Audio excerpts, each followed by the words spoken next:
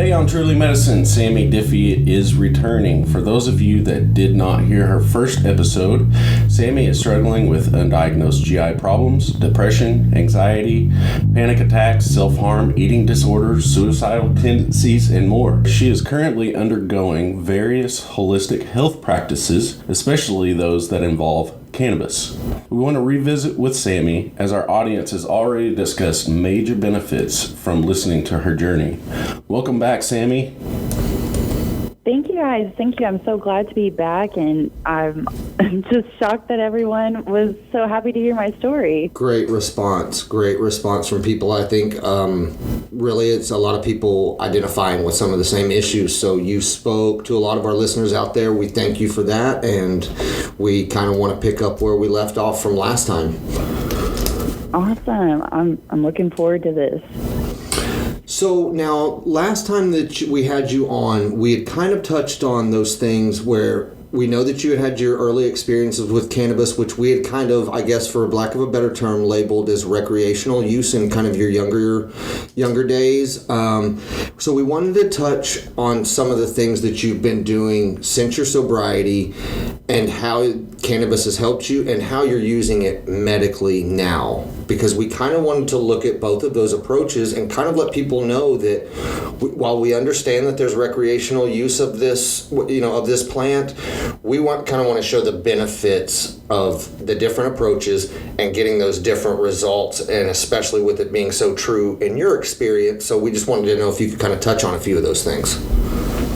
For sure, yeah. So my major symptoms that I was tackling with my, overcoming the alcoholic symptoms and withdrawals was anxiety, appetite issues, cravings, depression, nausea, a lot of stuff I deal with anyways, but it was intensified that much more coming off of alcohol. So for me, smoking helped me with all of those things. It gave me that anxiety relief. It gave me some, like we talked about, being present and really thinking about why I was using cannabis to help me overcome these symptoms and cravings that I dealt with alcohol. Absolutely. I know that I've dealt with those same issues and cravings. And even when we're talking about different approaches, I think it's important, and you mentioned smoking, that even different means that we can medicate. I found it, and I believe that this is kind of what you're saying too, Sami, is you found it to be almost, smoking is that instance, the quickest way that we can medicate and feel some of those kind of symptoms start to wane on our body. Right. Were you also using edibles? Were you using multiple ingestion methods? Were you did you start with just smoking? How did you kind of go into that once you started to kind of realize that you were medicating? Were you using different methods? Yes, I've been in the cannabis industry working for about a year now, so I've done a lot of research, and it was actually right around the same time that I started my sobriety journey. So smoking was always what I went to. But after doing my research and seeing all these other products that were available, I learned about layering your cannabis products. So smoking, like you said, was the quickest relief that I would get. But tinctures for me were huge. Edibles don't work on me. I have it's the ep4 gene, I believe. I can't ingest THC and get benefits that way. So with tinctures, I was able to hold it under my tongue, sublingually take it, and get a lot of benefits that way. And then that way I could really dial down. I think patients with gallbladder issues see the same. I think they have the same problem with edibles. Right. So, I have people come in and say edibles don't work for me, and I explain these things to them, and there are other ways, and it kind of stinks because some people, they want to be able to eat, the candy and then get the relief from it or whatever, but right now in Oklahoma, we're seeing a lot of distillate edibles, and that's not really what I would suggest for someone that's trying to medically absolutely overcome some of these things. I preach this all the time. I'm sorry, go ahead. So what I really like to see is these tinctures that have CBN in them, CBD in them, even some THC, having that as an option. Another one that I really like is, of course, vapes can be controversial, but the Mary's Medicinal, I love the CBN to THC. I've got a Delta 8 and Delta 9 cartridge from Fuego, and all these cannabinoids are helping certain things that I'm dealing with, and they helped from the beginning of my sobriety journey. Yeah. And one of the things that a lot of people think about in the beginning of this process, and I don't want to go way back, but one of the things that are important for people to understand that are not in the familiar with cannabis and as a medicine, is the detox portion of this. Whenever you're going through the alcohol detox or any other type of detoxification, that is actually a benefit as well. It helps. Oh, absolutely. So, we're not just talking about people that have a full-blown ailment. So those are I'm talking to listeners out there that, sure. We want to make sure that is clear. Right. And back to the, in the full spectrum, this is something I talk with people about a lot, getting that whole plant benefit as opposed to partial plant or even single cannabinoid use. It's night and day when it comes to medicating and being able to feel those benefits. I also love the fact that you mentioned tinctures versus edibles. I mean, I know that you were kind of, for lack of a better word, forced into trying the tinctures, but from a different standpoint, I have no problems processing edibles or anything like that. But I am a very frugal man. And with that being said, you actually hold on to a lot more of your terp profile and your cannabinoid profile when you go sublingually. You're not you're bypassing your stomach and your liver and these organs that they have to pass through. And, when anything hits the stomach, it has to go through your stomach acids and has to metabolize. Well, we lose some of our medicine before it ever hits that blood-brain barrier. So, Sami, I think that even for people who don't have those issues, tinctures is something that I always go back to for budget reasons, for honestly, for medicating to with the most effective method possible. And tinctures have always been one of those that I always go back to because it's one of the best ways to do it. And efficient. It's absolutely a very efficient way. I mean, honestly, outside of smoking, I find it one of the truest and most effective forms to medicate. And I challenge anyone, if you've got both at home and you're truly medicating, use the same dose for both. Go back to back in a night, or go and try one week and try the tincture the next week. You will see a difference, I promise you. And the same goes for distillate versus full spectrum. Sami, you could not be more spot on as far as that is concerned, in my opinion. People need to know about these things. There's a lot of misinformation and uneducated people that are selling these products to people that are really sick or trying to overcome something, and they don't get that full experience, and they might miss out on a life-changing, medicine. Yeah, that's why we're talking to you. Well, and I mean, she's right. I mean, how many times, especially Sami in your situation working in a dispensary, I'm in the same situation. Do we have one single time to talk to a patient and either be right or close to right. And if you're not, or if you send them over the edge with THC or something like that, they're never coming back. So Exactly. you're really doing them a disservice by not helping educate them. I'm one of those people. Spread the wealth of knowledge. Let's educate. Absolutely. All about that education, for sure. Yeah. So tell us about your day today. My day today, so it's kind of funny. It all kind of has tied into, coming up to talk to you guys today. I had a psych evaluation over FaceTime, COVID and all that weird stuff.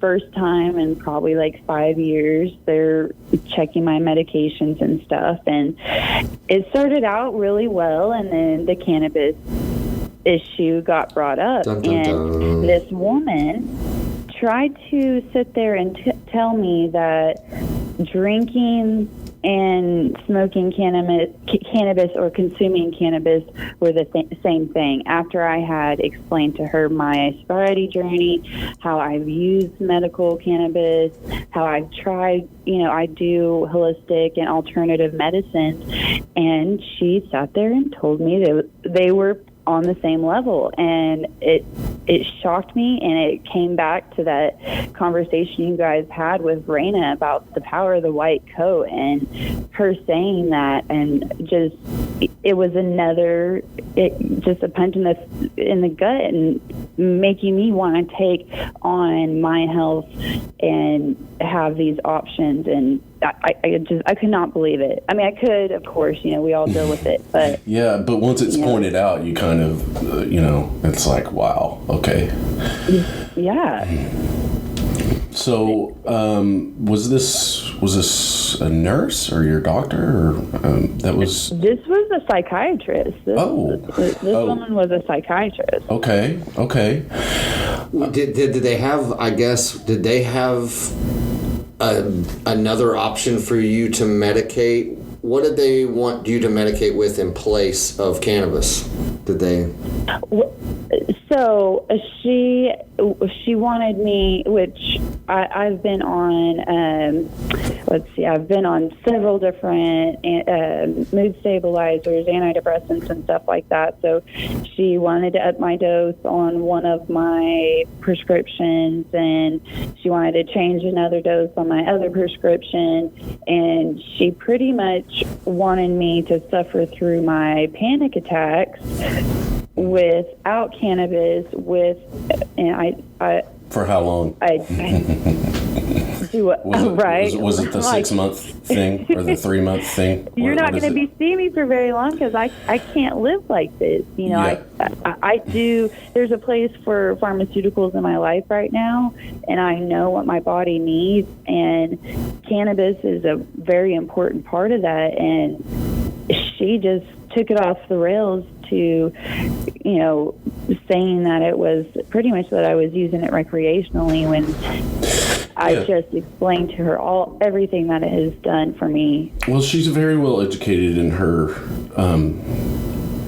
area, and what she got her certificates for in her degrees. So I congratulate her for that. But she needs to become educated in cannabis, because that is part of this world. It's been part of this world, and that health benefit is here. And so for you not wearing a white coat, and for you to sit there behind a desk and I'm sorry, I'm going to go off here for a second, because I've been in this situation. Whenever that person across from you is staring at you, and what they do is as you're talking to them, they pull up on a computer. They're typing in your, the things that you're talking about. The adjectives that make up who Sami is. And then we're all just a big pile of adjectives. And then there's a turnaround of the screen that says, "Did you know that cannabis causes all of these?" Right.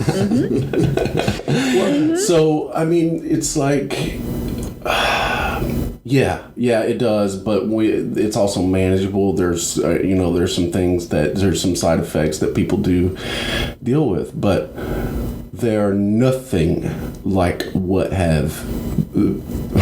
I can't even go anymore. Well, but you understand where I'm coming and to from. be, if okay, and I'll play devil's advocate for 2 seconds, Yeah. and I'll just say that she is coming in from a psychological, standpoint. Yes. And I agree that probably in the mid-'70s there was some anecdotal evidence that said that this was the same as drinking. But what her responsibility to you, Sami, is to be an educated, in 2020, psychiatrist treating you today. Yeah. So for you to get a regurgitated, anecdotal 1975 T-shirt, a dare to do drugs saying, It's a redistribution of ridiculous to me. It's a redistribution of anxiety from a psychiatrist. Right. It is exactly. I'm a little confused as to what you paid for and what you got were not the same. And I mean, don't get me wrong. I'm also not saying I want doctors to tell us what we want to hear either. But Right, I'm sorry, your anecdotal evidence is completely outdated, and not just by a decade. And now let me flip the switch here. Sure. On a personal level, and I don't want to take away from your journey and your story, Sami. Okay, but I have ran into some great psychiatrists that do understand and are open-minded to, and as well as therapists that are open-minded to holistic thinking and treatment, and they were great, and they educated themselves. Right. So. Right. I mean, I'm sure. So is I have not come across that one yet. I can give you a couple of names. Right, I was gonna say you guys can share contacts. So Swap therapy. So as hard as it is to walk away from the comment that the medical professional gave you, I mean, and I'm using air quotes here, I know you can't see me, Sami. So currently, talk to us about day-to-day regimen with you. Yes. From the minute we wake up, where's our CBD, where's our THC, tinctures, edibles, kind of talk to us a little bit about that, because I think that's a lot too about what those listeners want to talk about, because they related to your story in such a way, because I think it's so common. Yeah. Alcohol is a problem in this country, and I just think that, they're you might be their canna coach, Sami. I don't want to put any pressure on you there. But just like I said, just kind of give us a little look into what you're doing medically. Yeah, so I wake up, I smoke a joint of whatever I'm feeling I need. If I'm really down, I know I need to find a sativa, something heavy sativa. If I'm feeling really, really up and I need to kind of bring myself down, that's where I bring in an indica that I know is gonna kind of even me out but not put me to sleep. Then I have a CBD and THC tincture. I love using that. It has helped with my acid reflux and everything, but I know it's also healing my stomach and reversing all the damage I've done with the alcohol. And then I have a couple carts, like I explained earlier, that have, like the Delta 9, Delta 8, CBD to THC, different variations there. And I really enjoy flower. That's my go-to. If I need something a little heavier, I enjoy hash rosin. It's the solventless concentrate. Mm-hmm. And I can get really high amounts of CBG and really high amounts of terpenes that I need. And it's a very similar effect to smoking, more fast onset for me. And I can take that on the go as well. Another thing I really like is topicals. It helps with, I rub behind my ears and on my wrist. It helps with anxiety. I like to use ones with essential oils in them. I also do that in my belly button. That's another great place to apply medicine. Old school. Sammy, what I love, here's what I love about what I hear and how you medicate. And this is something I talk about with people a lot, and it is the exact opposite of how we are diagnosed a lot of modern medicines. Is you get up and you take self-inventory every day before you start to medicate. Yes, you do. That right there is what never happens with modern medicine. You need to take your 25 milligrams, regardless of what the weather or your mental state is being today.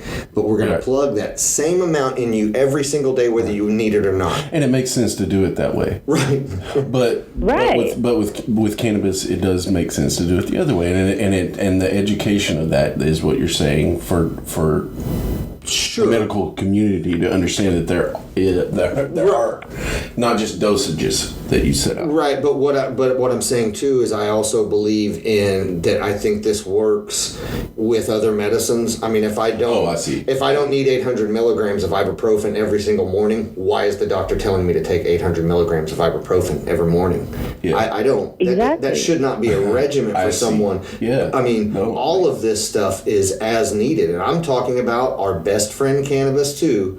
I know a lot of people hate hearing the word over-medicate, but it does happen. Mm-hmm. So I'm talking about this in all regimens of medicine. I mean, it comes down to moderation, and I believe that we've, through thousands of years, all decided on pretty much everything that's a good practice to have, whether it be cannabis. But we're human. Sure.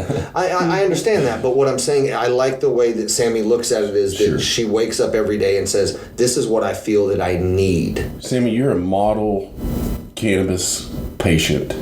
Perfect. Oh my God. Right. You are now the poster child for 788. Research, man. We know you've been through hell and back, but it was worth it. Well, yes. Yes. But yes, like you said, I and it goes back to having that sobriety for me, and we were talking about being present, and that's something that's so important in taking account in your health. Is every morning is a different day, especially for me. My mental health might be great, my physical health might be crap, and I have to figure out, okay, Sammy, what do you need today that is in your alternative medicine cabinet? And same with my pharmaceuticals. I don't like taking my pharmaceuticals every day. Understandable. I know that's really bad. There are some that I have to take every day, but the goal for me is to get to a place where I can keep weaning myself off of these things by really dialing in on this medicine from cannabis. And as we grow in the state, and the cultivators really, start paying attention to that stuff, it's going to get easier and easier for us to start replacing more and more and more medication. Completely agree. Cannabinoid isolation and things like that are on our doorstep, and it will start to be a fine-tuned, medicated process. And I can't wait for that day, but it is coming. And when you even look at past research in cannabis, 95% of it was research to talk about negative side effects of it.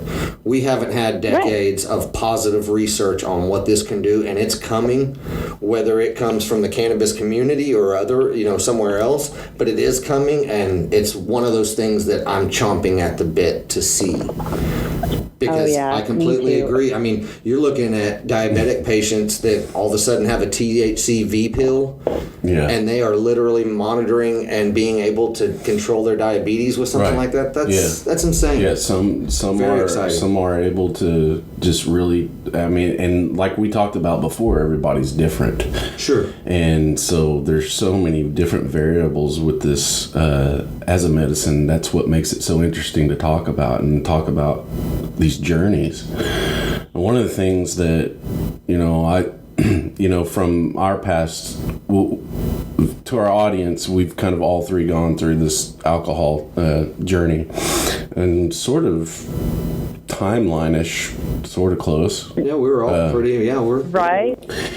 And I myself, I went all out. I mean, I'm on no meds other than cannabis, and then I completely changed my diet. I try to go completely vegan and all that. But anyway, Josh helped me out with that.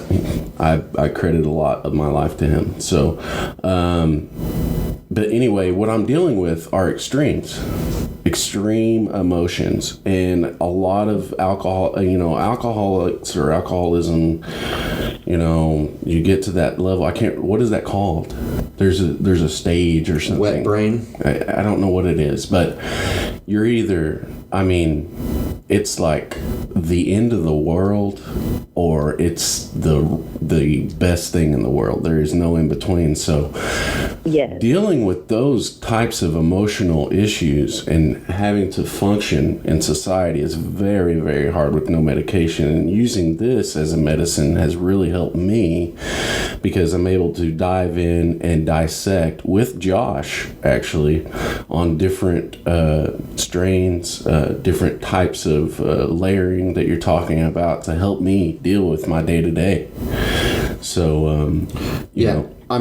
And honestly, the middle, I think, is what I'm calling it. What we're talking about is finding that middle. Yeah, the center. Absolutely. So, because balance, homeostasis. Well, and that's the funny thing. That's where I was actually going with this. It's so weird to me. Again, touching on the psychiatrist, that it's almost like a manic personality with alcoholics. Yes, it's either one end or the other, and for them to compare something that's literally trying to create balance in your body to something that does nothing but throw your body in disarray are two completely, that's just a wrong comparison. Completely different. Yeah, they're not the same thing. They're not the same in how we ingest them. They're not the same in how our body processes them. And I can tell you now that I do have a liver, but I've never heard it called an alcohol system. Yeah. I have heard the ECS called an endocannabinoidal system. Right. Because that's what it's asking for. Mm-hmm. I've never heard of my liver. Well, I have heard my liver beg for alcohol. I wasn't in a healthy spot. It wasn't your liver. That wasn't your liver. That was your brain. Right.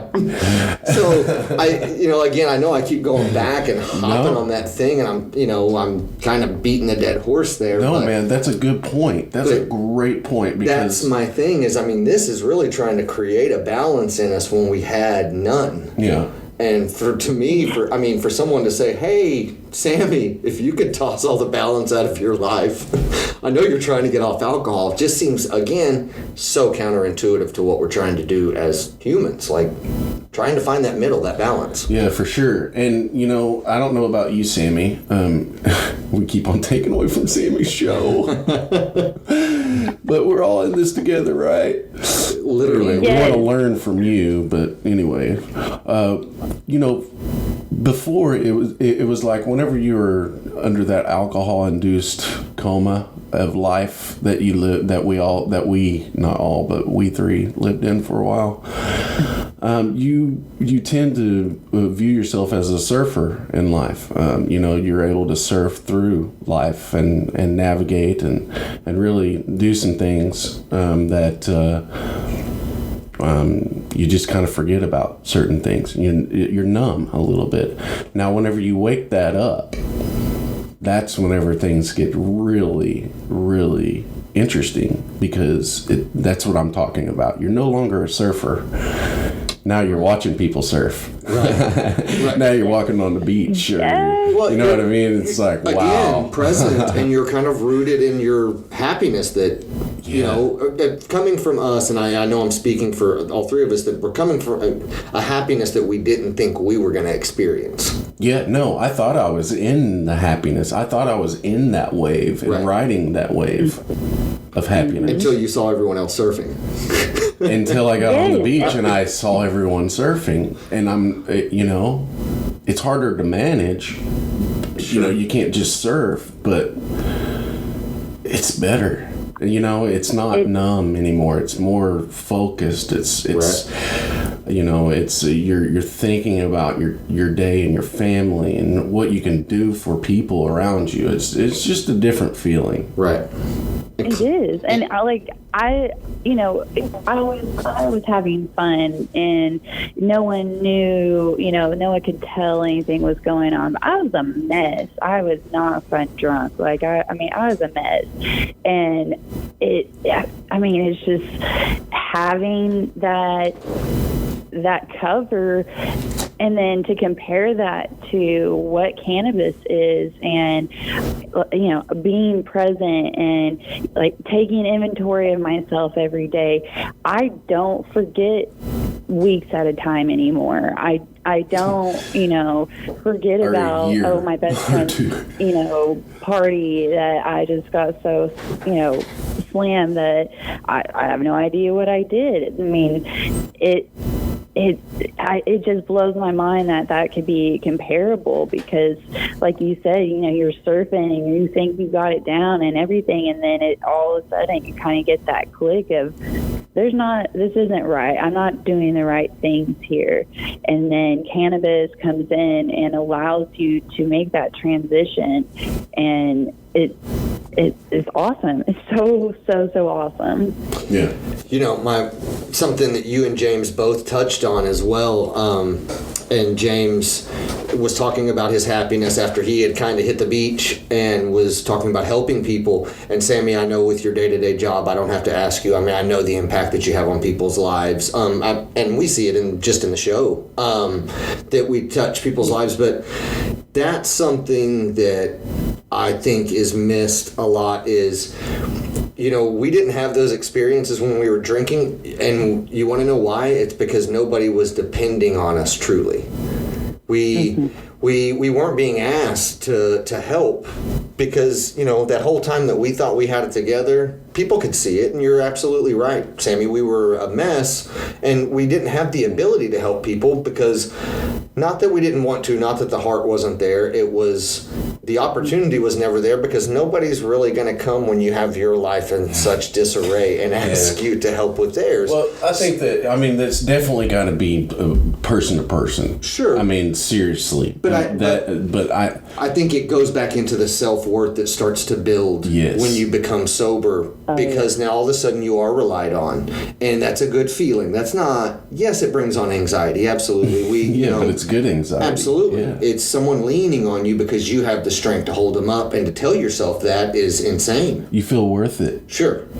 And the helping part is a big thing. We've talked about AA and things like that on the last show, and it wasn't something that I did, and wasn't something, that a lot of people don't do, but something that I do believe in is the fellowship and helping people and helping others. And it's a lot because my wife was always one of those people that said, hey, once you've gotten sober, you can talk about your sobriety all you want, but if you haven't used it to help someone, then you're just gossiping.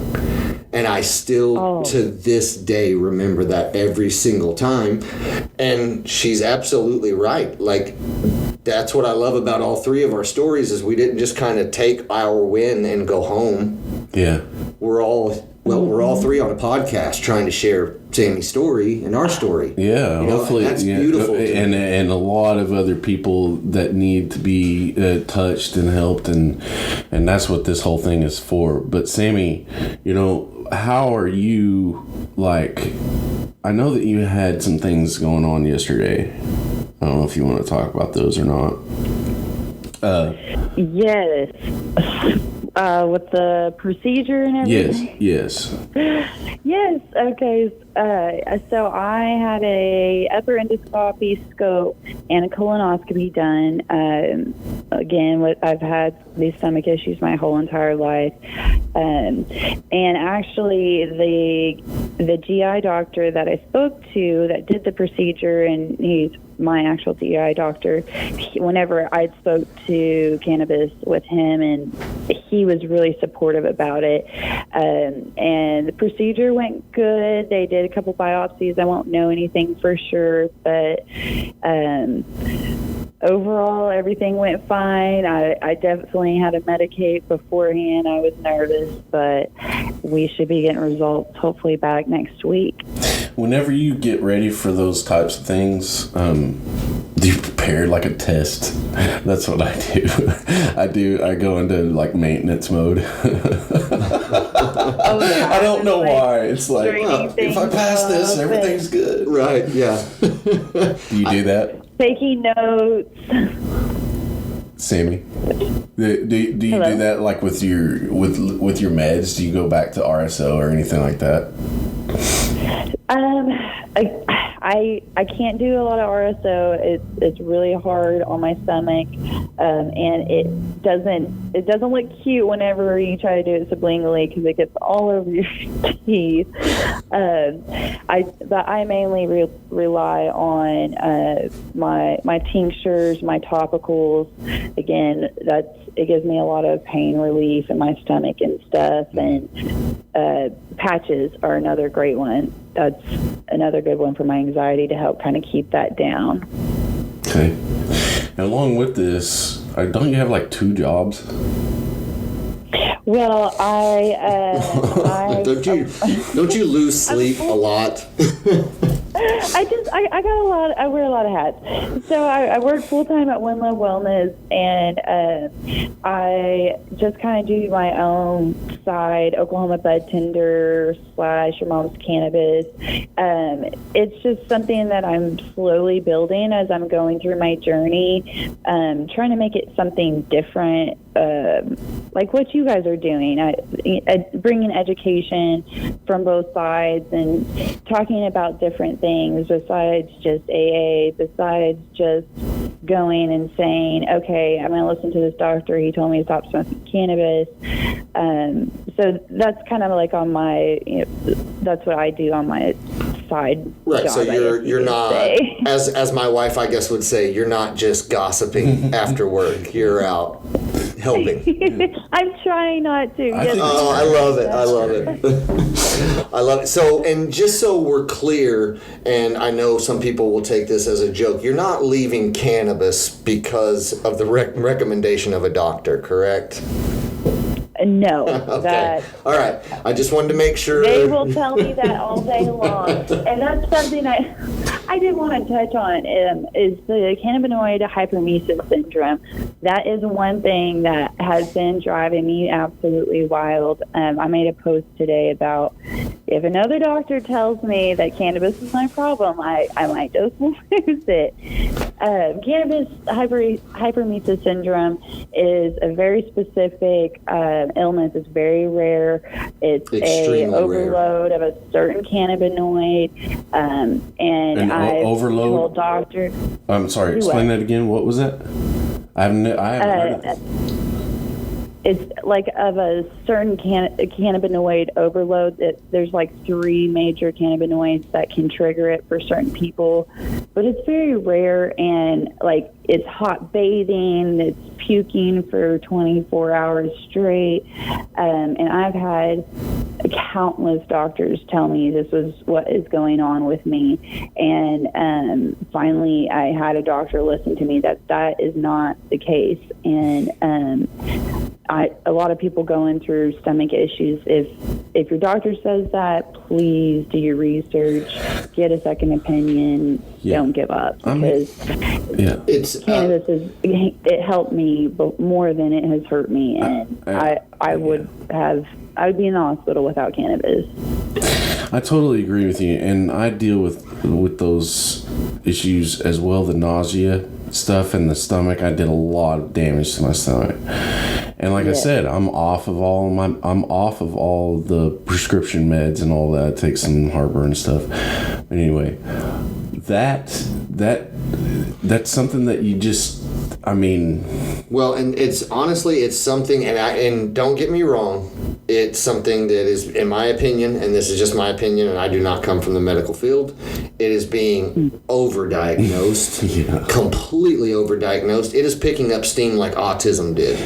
And don't get me wrong, I understand when medical marijuana use increases, yes, you can probably see more cases of this, but not at the rate that it is being diagnosed. And again, I find it completely irresponsible of any of these people, doctors included, throwing around these terms when it's completely factless. That it's, I mean, Oh, and that's most the of problem. them, yeah, they don't even know what the terminology of it means. It doesn't even come up until you tell them about your cannabis use. Right. No. Yeah. So, one thing for our audience that you may want to go ahead and get for someone that you know that's a patient of, that's a loved one of yours, is a diary of some sort. So maybe they can educate their doctors whenever it comes to these sorts of things. You know, in your follow-up conversations with them and all of that, and let them know that you have chosen to do this, and if they would like to be educated, then here you go. Right. Well, and the other thing too, and I think to me, and I don't know how this happened as far as with your experience, Sami, but if you're going through a list of symptoms and a doctor has nothing to say after symptom 13, and then you say, I smoke cannabis, and all of a sudden he knows what your problem is, Dr. House. Get up and leave.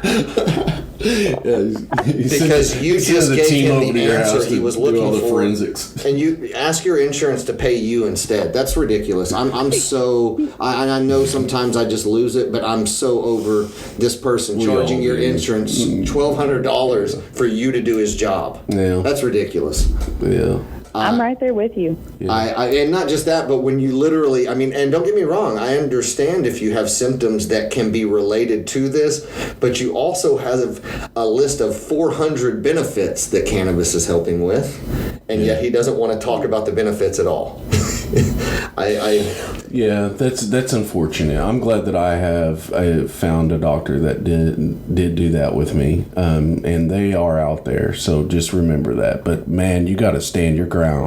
It's your health. You got to stand your ground. It is your health. You do. And there is nothing wrong with standing your ground, because it's your life, not just your health. It's your family. It's everybody around you.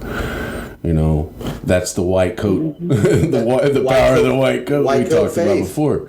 Hey, listen, I got a white coat. I'll let you borrow it. You go to the doctor with it. Right. I'll get you a mask Let too. me educate you, sir. Sami, on your next Zoom appointment with your psychiatrist, could you please just show up in a white coat with a stethoscope around your neck? And just be like, well, if we're all playing doctor today, I guess we can both do this. Oh my God! No, she is going to be fired after this conversation. Have you told her to tune into the podcast? I should actually. I will send her an email.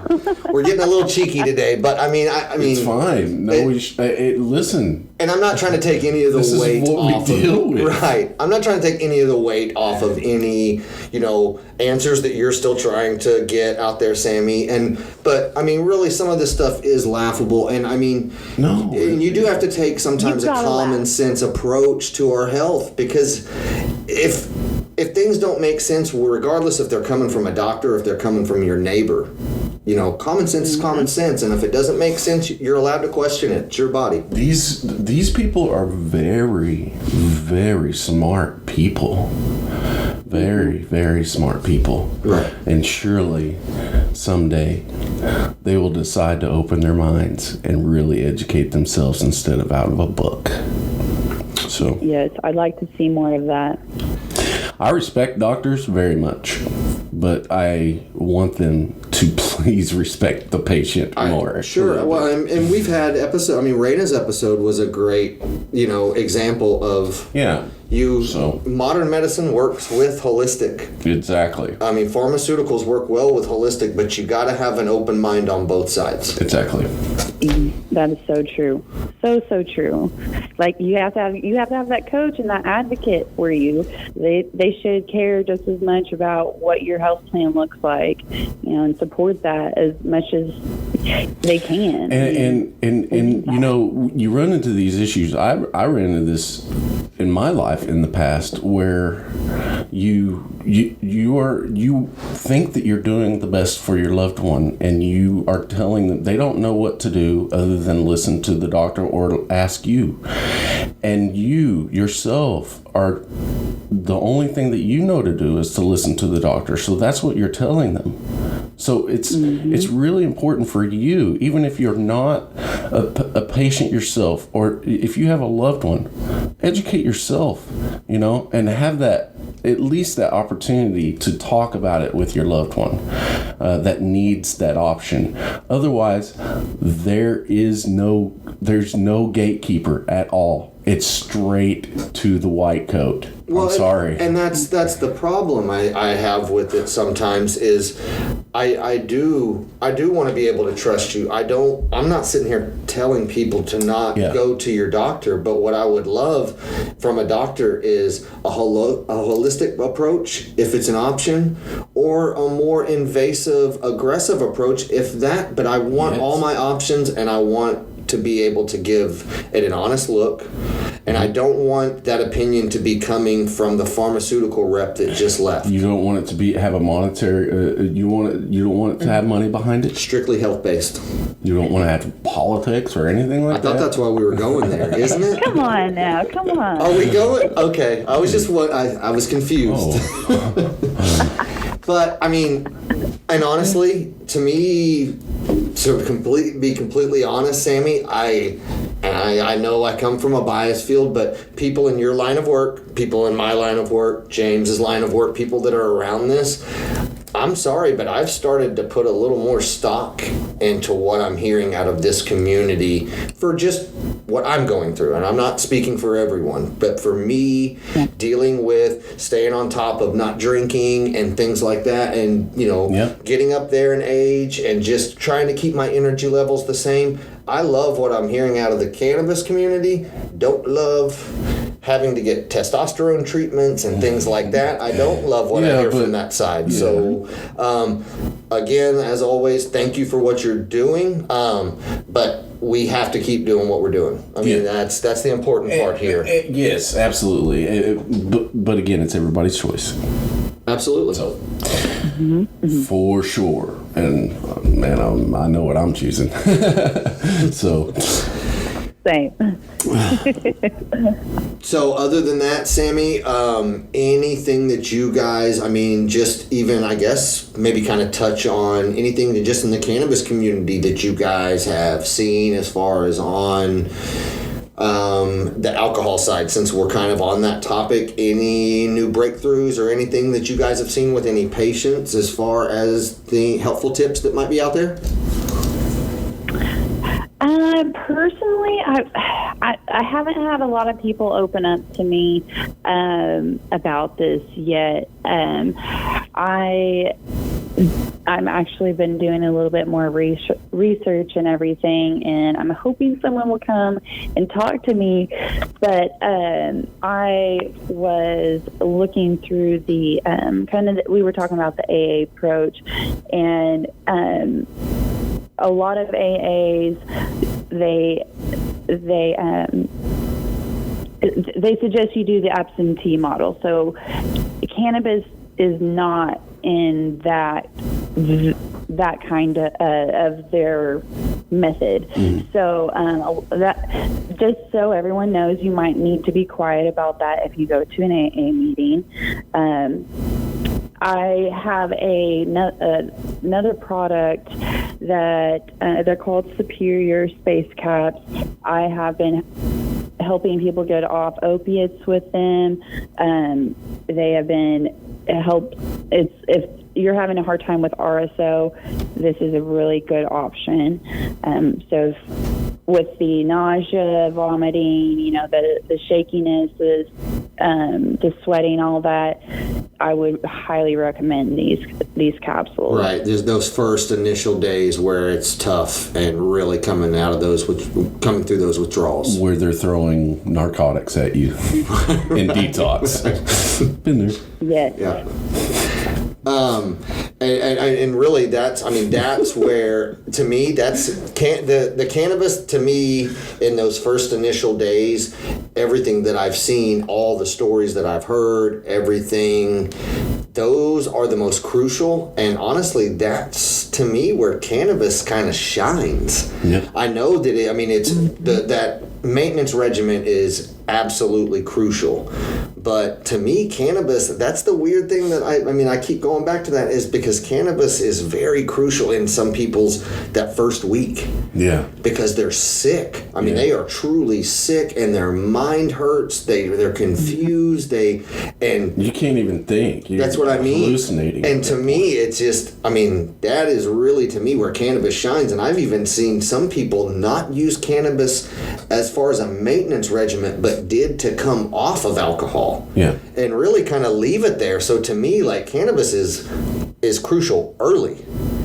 in those withdrawals. Oh, yeah, and it's versatile. It's versatile for, like you just said, it's versatile for everyone.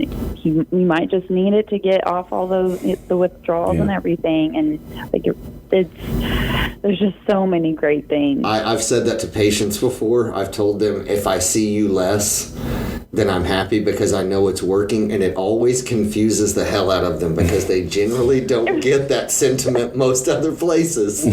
So it is, right? I mean, and I tell them a lot, especially like CBD usage, and a lot of people, they will start out with heavier doses and actually come down. And I'm like, hey, I get excited, and they're like, this means you're selling less of this to me. And I'm like, hey, I don't want to take your kid's college tuition just so you can get up in the morning. That's not my goal. So I like I said, I like that you kind of put that out there, because I think really early on with alcohol withdrawals, cannabis is like your best friend. So. Yes, and some people, I mean, you know, everybody's different, like we talk about, but some people don't know that because they're in that state and their family. I mean, like I went straight cold turkey, like nothing. And then once I got some cannabis in me, I was like, thank you. I was able to at least think a little bit. It just dulls the knife. And yeah, because it was, I mean, you guys know, it's a horrible, horrible thing. But cannabis, man, come on. Right. I don't even know how to explain it other than, like you said, very on the get-go, or, you know, whenever you first early on, or, I mean... It's, like I said, it just dulls that knife, because I can tell you from, and all three of us can agree with this, is there's two options early on. There's only two. Yeah. And so to have a third is a game changer, because it's drink or not die. drink. Oh. You know? Well, right, but I'm just saying, like, we know we're drinking. 30. Well, I know, but we know where drinking leads. Drinking leads to the death. So my thing is it's nice to have that third that, I'm here, and I don't really know where I'm going, but it's a softer landing than being tossed out of the clouds. Yeah. You know, and on to terra firma, you know. So that's my thing is, I mean, it really, again, cannabis is never really that cure. It's just that cushion. It softens that blow. Yeah. It helps us manage those symptoms. So, I like I said, at some points it does feel like that cure. Sure. I can tell you that, but it's not. I truly feel like it has saved my life so many times for so many reasons. Right, and I mean, even when it's not your fix, I think that sometimes it's about quality of life. Yeah, and that's what it gives. It's a derivative of cannabis. Yes. I mean, you know, you're talking about. We talk about cannabis lifestyle and culture and all that. You know, that's society. Whenever you're talking about yourself, medicating and doing better for yourself and your diet and all that, it's all a derivative from cannabis for me. Right. Because that opened my eyes and made me understand that I needed to do this thing for my temple, for my body. Right. You know, so... Yes. See, there's my extremes. I'm telling you, man. I love it. Sorry, guys. I love you. No, you're good. You're good. We like all of it. But really, I mean, and so basically what this is what I take away from, and this is why I wanted you back, Sammy, and I know that you wanted to come back, and I know that we had a lot of people, but I mean, even before we kind of started to get that response, is right when we were listening to your story, and we even touched on it that first episode, is there's 2 episodes on this podcast now, and it really shows you the difference in approach and results. Yeah.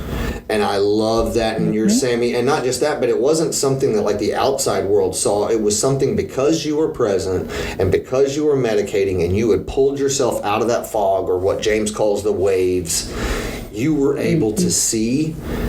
And this didn't come from anywhere else. This was your patient journey that allowed you to see the different approaches and the different results in it. And to me, I've said it before, it was about that light bulb moment. And I love hearing those light bulb moments that you had, Sami, and I think that was one of those. And to me, I'm just so glad and so thankful that you're here. Me too. To be able to share that experience, and that you're sober to tell it, and that you're present and you're with us. And I thank you so much for sharing that story, because that to me is, I think that there's a 17-year-old Sami listening to this. I hope so. And there's a 2-year-old Sami that's listening to this, and that's what I want the takeaway to be here. And that's why I think your story is so beautiful, because there's 2 Samis out there listening to this story, and I want both Samis to hear both sides of it. But and not to take away from anything that we have done in our life is very special, and everything has led us to this point. But man, to be able to describe the feeling that I have now in my life to that 17-year-old, that would be something, wouldn't it? Right.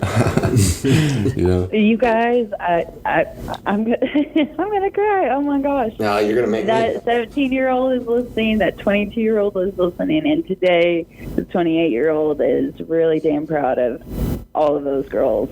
Absolutely. Good for you. Good for you, Sami. Absolutely. We're proud of you. Thank you, guys. Thank you so much. Absolutely. Well, anything else, Josh? No, like I said, I just wanted to thank Sami for coming and sharing those stories. And you can get a hold of Sami. You can get a hold of James and I. Again, we always touch on this. You are not alone, whatever you're going with. There's a cannabis community. There's a dispo. There's a bud tender. There's somebody close by. Do not feel like you're alone, because I can tell you one thing about the cannabis community.